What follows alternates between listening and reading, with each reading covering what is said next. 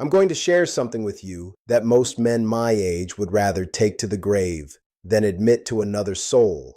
It's about that quiet, heavy realization that hits you at 5:30 in the morning when the house is still and you realize the one thing you've always counted on has simply decided to stop showing up. I'm 63 now, sitting here in Scottsdale, but 3 years ago, when I turned 60, I was convinced my time as a vital man was over. I remember lying there, watching the first bit of desert light hit the ceiling fan, feeling a hollow kind of weight in my gut. It wasn't just about the physical failure. It was the feeling that I was becoming a ghost in my own life. I'd spent 30 years in high-stakes sales, traveling from Austin to every corner of the country, sitting in cramped airplane seats and executive chairs, closing deals and ignoring every quiet signal my body sent me. I treated my body like a rental car I never intended to return, and at 60, the bill finally came due. There is a specific kind of shame that comes with a body that stops responding.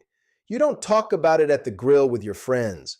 You don't mention it to your kids. You certainly don't want to bring it up with your partner. You just start creating a library of excuses. I became an expert at the long day at the office or the back is acting up routine. My first marriage ended around that time, and while it wasn't the only reason, I know the distance I created to hide my own fear was a major part of the wall that went up. I was avoiding the truth because I thought the truth was that I was broken. I thought that after 6 decades, the hardware had simply reached its expiration date. But what I've learned since then, through a lot of honest research and even more trial and error, is that we aren't broken. We're just dealing with stuck valves and dormant signals. If you're waking up lately and feeling like that part of your life is a closed chapter, I want you to listen to me as a peer. I'm not a doctor. I'm a guy who was forced to stop pretending because the alternative was losing everything that made me feel like myself. I had to learn how the plumbing and the electricity in my own body actually worked once the hormones weren't doing all the heavy lifting for me. What I discovered is that most of us are essentially putting a kink in our own garden hose every single day.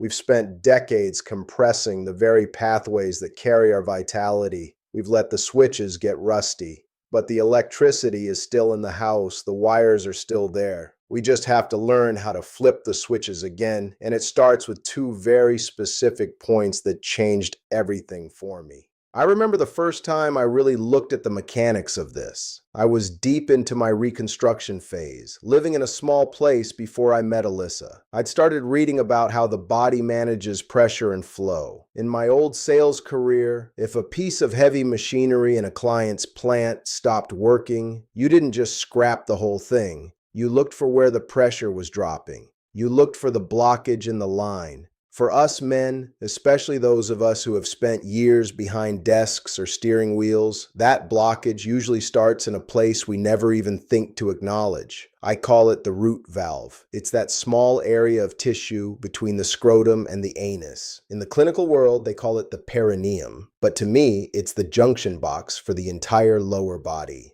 When we sit for hours on end, year after year, we are effectively sitting on the very nerves and blood vessels that are responsible for our morning strength. We're strangling the supply lines. I started practicing something very simple. I'd take a small, soft, rolled-up towel and sit on it so that the pressure was directed right into that root valve. I felt ridiculous at first. Here I was, a former executive who used to run rooms of 50 people, sitting on a towel in my living room, trying to feel a pulse in my own pelvis. But after a few minutes of just breathing and letting my body relax into that pressure, I felt a warmth I hadn't felt in a decade. It wasn't an instant miracle, but it was a signal. It was like the pilot light on an old water heater finally catching after years of being cold. That first point is the valve that controls the flow. Beneath that skin sits a muscle called the bulbospongiosus and the pudendal nerve. These are the main operators of your manhood. When that area becomes tense or ignored, it's like shutting off the main water pipe to the house. By applying gentle, consistent pressure there, you're signaling to the nervous system that it's okay to relax.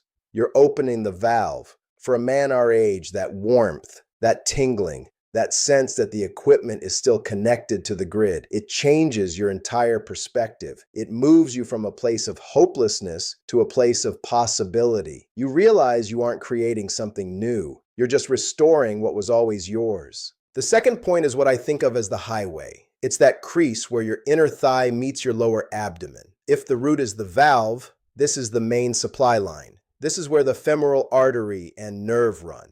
Think about how much tension we carry in our hips. Every time we're stressed, every time we're bracing for a difficult conversation or a long drive, we tighten those muscles. We're essentially putting a clamp on the highway. I've known men who complain about cold feet or heavy legs, and they never realize that the same restriction is what's killing their morning erections. The blood can't get to the destination if the highway is blocked. I started spending 5 minutes every morning just tracing that line with my hands, finding the tight spots, and breathing through the tension. It's about manual maintenance. I had a friend back in Austin, a guy named Mike, who'd been a long-haul trucker for 20 years. He told me he hadn't had a morning erection since the Bush administration. He was resigned to it. He thought he was just expired. I told him about the highway. I told him to spend a few minutes opening up those creases before he even got out of bed. 2 weeks later, he called me. He sounded like a different man. He didn't have to give me details. I could hear the dignity back in his voice. That's what happens when the blood finally has a path to follow. You aren't forcing the system. You're just getting out of its way. These 2 points, the root valve and the highway, work together. One releases the pressure at the source, and the other opens the path for the flow. But you can't just do the physical work and ignore the environment. I had to learn that the hard way. During my divorce, I was living on caffeine, stress, and late-night snacks. I was treating my vascular system like a trash can. If I wanted the engine to run at 60, I had to stop putting low-grade fuel in the tank. I had to learn about nitric oxide. I had to learn that deep belly breathing isn't just for relaxation. It's a chemical signal that tells your blood vessels to dilate. 5 minutes of deep breathing a day changed the internal pressure of my entire system. Then there was the hydration. I used to wake up and go straight for the black coffee. I was starting my day dehydrated and stressed. Now the first thing I do is a large glass of warm water. It sounds like such a small thing, but for a man over 50, your blood volume and your circulation depend on that baseline hydration. It's like trying to run a hydraulic system without enough fluid. It just doesn't work. And the sugar, that was the hardest one. I had to realize that high sugar at night was essentially like pouring sand into my own fuel lines. It creates inflammation that makes those delicate blood vessels stiff. And if the vessels can't expand, the erection can't happen. It's simple physics. My wife, Alyssa, has been a huge part of this shift for me. She's 9 years younger, and when we first met, I was terrified I wouldn't be able to keep up. I was still carrying that old executive pride, thinking I had to be perfect every single time. But she was the one who helped me realize that honesty is a much better aphrodisiac than perfection.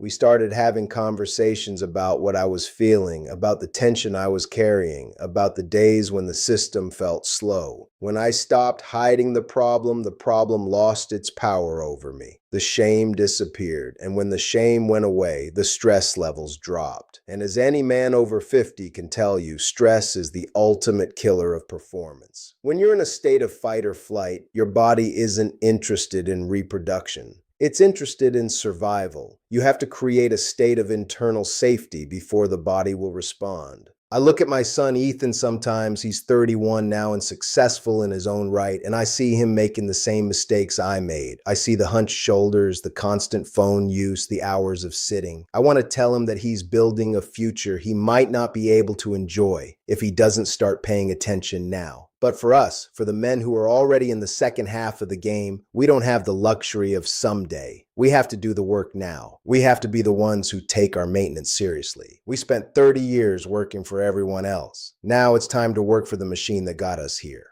The beauty of this approach is that it puts the power back in your hands. You aren't waiting for a prescription to be filled. You aren't hoping for a side effect-free window of time. You're learning the language of your own body. When I sit there in the morning, focusing on those pressure points and breathing into my lower body, I'm not just trying to get an erection. I'm reclaiming my presence as a man. I'm telling my body that I'm still here, that I'm still paying attention, and that I still care about our connection. I know some of you are listening to this and thinking it sounds too simple, or maybe you're thinking you've waited too long. But I'm 63 years old, and I'm telling you the body is incredibly forgiving if you just give it what it needs. It doesn't want to be dormant. It wants to function. It's just waiting for the right signal. It's waiting for you to stop the compression and start the flow. It's waiting for you to realize that you aren't a broken version of your 30-year-old self. You're a 60-year-old man who needs a different kind of care. I want you to try this tomorrow morning. Before you get out of bed, before you start thinking about the errands or the bills, just stay there for 5 minutes. Apply that gentle pressure to the root valve. Trace the highway of your inner thighs. Breathe deep into your belly. Don't worry about the results. Just focus on the feeling of the warmth returning. You are essentially priming the pump. You are telling the system that the lines are open. If you do this consistently, you'll start to see the shift. You'll start to wake up and realize that the silence has been replaced by a pulse. This isn't a miracle. It's maintenance. It's the kind of honest work that men our age know how to do better than anyone. We've built careers, we've raised families, we've survived the storms. We know that anything worth having requires a bit of attention and a lot of consistency. Reclaiming your morning strength is no different.